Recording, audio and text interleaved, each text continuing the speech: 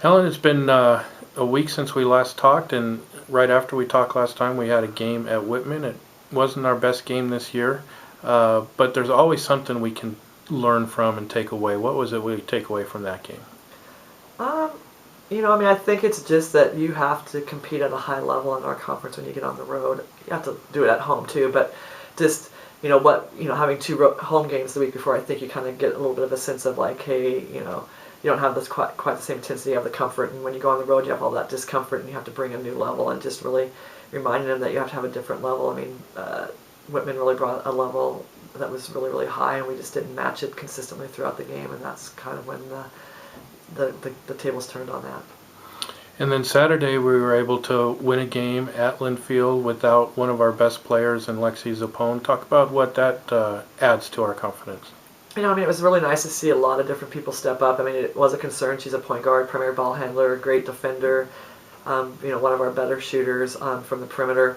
And so to have her out and know the style of play that they play, it was good to have people step up. And, I thought Alexis McLeod did a great job coming in, and Bree Mealy and just all of our subs that played a little bit more. I thought Jess Stones played great. And so just to be able to find a way to win on the road without a high-quality player, this late in the season where there's some fatigue by everybody, it was a great win, and we were excited about getting that W. This weekend we have our final home games of the regular season, which means it's senior weekend. Talk about what this class has meant for this group, with a chance to be in the postseason now for 3 seasons in a row. Right. I think this is just 3 classes in a row. We've just had high quality people and high quality players. And so both where they're great teammates, they understand roles, they understand what it means to be a good team and to be successful, and they are competitive and good athletes and good basketball players. And so when you have that whole kind of complete package, and it kind of continues, and they've really taught each other how to have the culture and how to be a team first team. And this group was definitely a big part of that. And you look at a Qatar, Belton Sharp, and a Kinder Knudsen who have played in almost every game since they've gotten on campus. Lexi's opponent would have, except for injuries. And then the 2 juniors who came in, or 2 that came in as juniors and have only played for 2 years. Just the heart that they bring to and the passion they bring is kind of one of the things that's helped us turn that corner.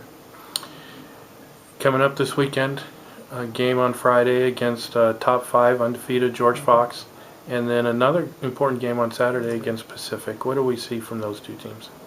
George Fox is as good as a team as we've seen that we've played since I've been here. They're just really balanced. Like you go, who should be their All-American or Player of the Year? Often you just go, well, they all score like 12 to 8 points. So, and pretty deep into the bench goes that.